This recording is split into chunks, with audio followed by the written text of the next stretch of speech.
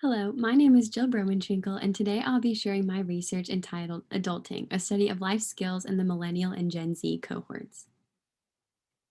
So I'd like to begin with a definition, and this definition is for the word adulting, which is to behave in an adult manner, engage in activities associated with adulthood, and to make someone behave like an adult or turn someone into an adult.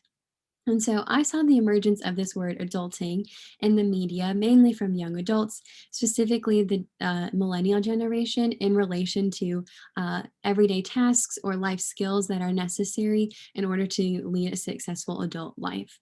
And I was curious about this phenomenon and the lack of life skills that young adults appeared to be missing. And as a future family and consumer sciences educator, I wanted to investigate what life skills young adults have, what life skills they are missing, and where they are obtaining these skills. And so I saw a connection between the idea of adulting and the field of family and consumer sciences, which was formerly home economics, and felt that it had the opportunity to bridge the gap. And family and consumer sciences, it built upon a foundation of helping families and individuals to lead better lives. And this is through the teaching of life skills.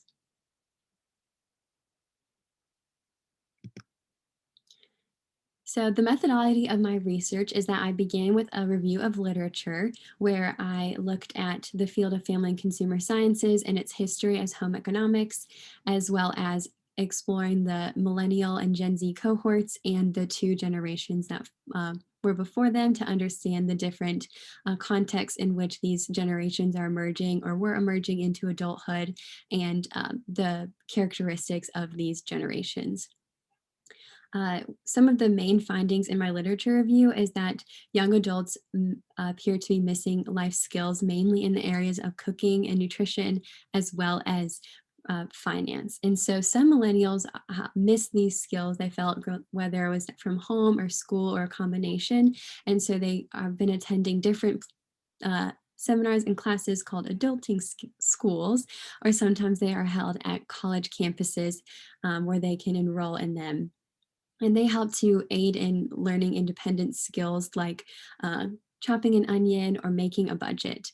And so I explored this idea and wanted to see what they were learning there, as well as how that was one way that young adults are being supported in learning these life skills that previous generations had not before. And so I conducted 8 focus groups consisting of 2 to 5 Meredith students, as well as 3 interviews. And these were held um, in through Google Meet due to the COVID-19 pandemic. And then I transcribed my focus groups and conducted a qualitative analysis using open, axial, and selective methods. And then I was able to identify themes and conclusions from my data.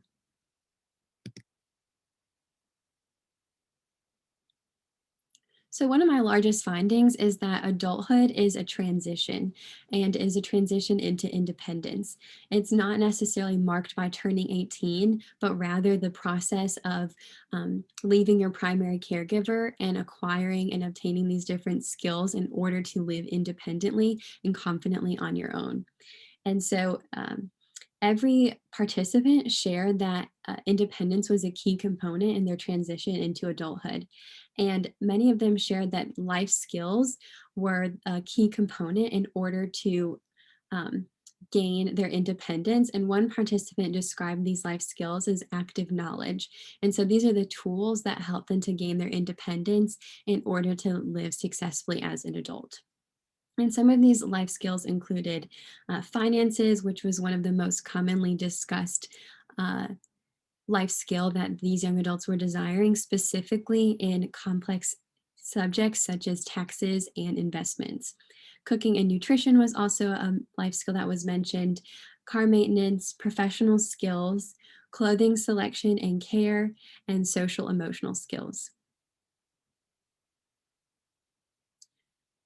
Many of them also shared about how they were influenced by many aspects in their life, one being gender. And so, since I conducted these focus groups at Meredith, all of my participants identified as women, and they shared about their experiences growing up with brothers and how their brothers learned different skills than they did, and that their brothers may not have learned some of the skills that they did due to them, the genders in the gender roles in their families.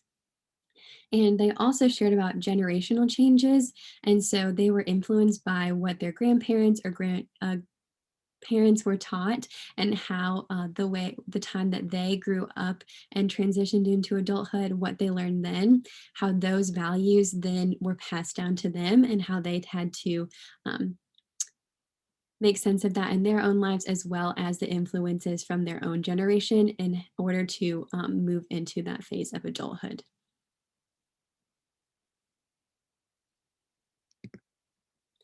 And participants shared about a variety of different resources where they learned their life skills went from. The strongest one being from their family, this being their parents, their grandparents, and their siblings.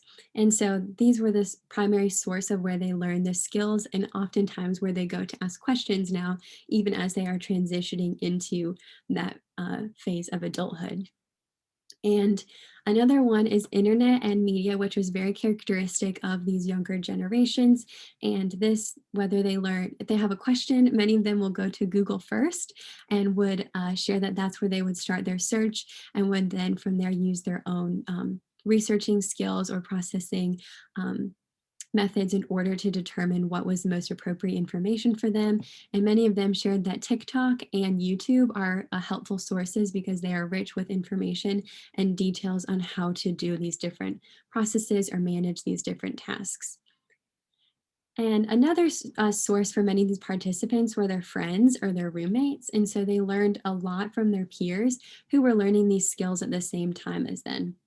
They also found comfort in the fact that they weren't alone in learning these skills, and that they were able to commiserate or celebrate with one another in the processes of cooking and managing finances, landing jobs, and all going through similar steps and different tasks at the same time. And all of the participants had taken a family and consumer sciences course at some time during their school experience, whether that was in middle school or high school. And many of them remembered these as fun classes or filler classes that people took, sometimes for the easy A, and to enjoy the different lessons and activities done in these classes. But they also found that many of them provided valuable skills, especially for students who did not learn this information at home. And participants did not take classes for a variety of reasons in family and consumer sciences, but most typically this was due to conflicts in their schedules due to family and consumer sciences being an elective in most schools. And so they would often have to take other classes or choose to take other classes like art or music, or in place of academic classes like AP classes. So, one of my largest conclusions is that young adults desire this independence, and this independence can be obtained through their acquisition of life skills. And so, they need to build upon their self confidence and recognize their own agency in their lives. And by recognizing the capacity that they have, they can feel confident in their abilities to meet their needs as they transition into this period of adulthood.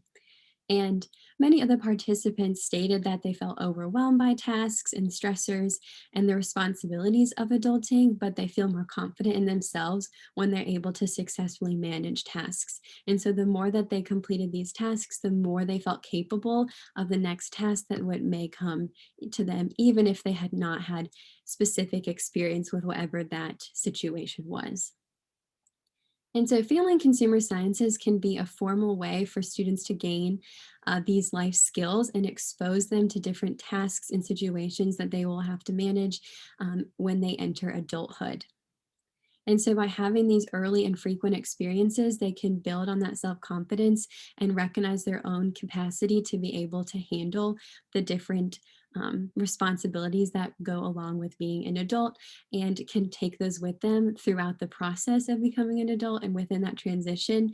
And rather than overwhelming them with the idea that they have to learn all of these now, but just the mere fact that they were exposed to them can help them to build upon their skills as they grow into adulthood. And so, family and consumer sciences helps to support young adults with adulting.